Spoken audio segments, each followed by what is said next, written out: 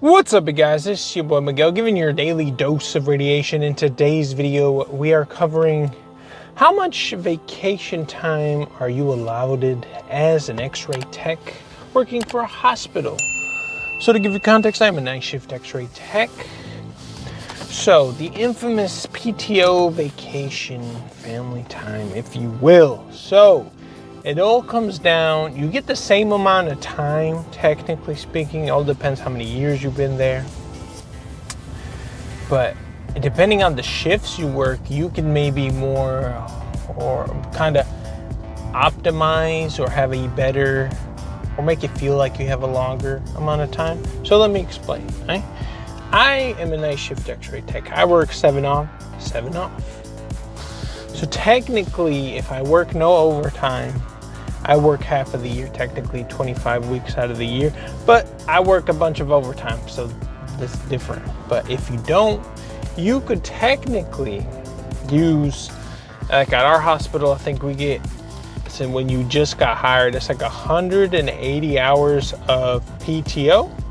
And I believe it can go all the way up to, I want to say like 280 like PTO hours.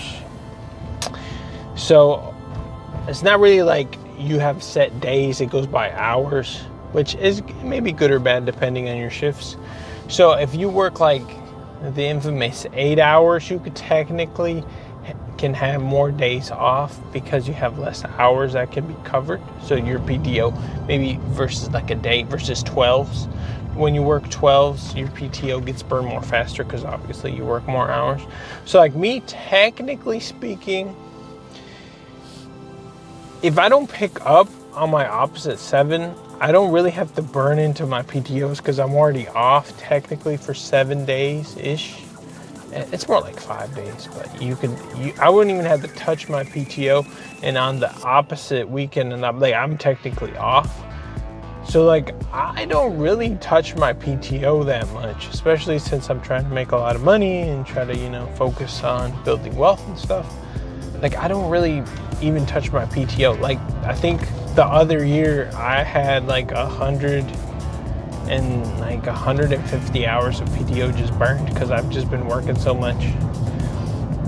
And I mean, I only took like maybe 1 week off last year, because technically you could literally, if I were to take your recommended 2 weeks off that everyone kind of gets on a traditional job, if I would do that at my job, I would technically could probably get a whole month off. Like, if depending how the weeks and stuff, like you could probably get a whole week off, like a whole month off, which for other people in other professions, they probably couldn't get that many days off. Now, granted, for me to get those, like a whole month off, usually since I work night shift, I get every other week. Usually they just want me to take 1 week off of work, which would give you 3 weeks of PTO. Sometimes if we're fully staffed, you could technically fit in that second week off of like actual work, and it could push it to like a month of being off, which is nice. Like, you can do, if you had plans to do anything, like a month off optimally, you can do a bunch of stuff, especially if you have the money to go on vacations and do stuff like that, or enjoy some time with the kids during summertime like I do. Other positions at my job, you could maybe not even do that because you have the infamous 3 on, 2 off. And like the days, even if you take them off, you could maybe get a week and a half. You could never push. Like, you would have to burn too much PTO to technically push into like just like a 2 to 3 week. You could never just get a month off. Like, I don't think anyone else at the hospital where I work at in my department could get a whole month off. If they burn their PTO the way I do, they probably would get declined. But since I'm on the 7 on, 7 off, so you could get a good amount of PTO, like vacation wise. I usually don't take off because like the amount of PTO hours I get, I'd rather just pick up, especially during the winter months.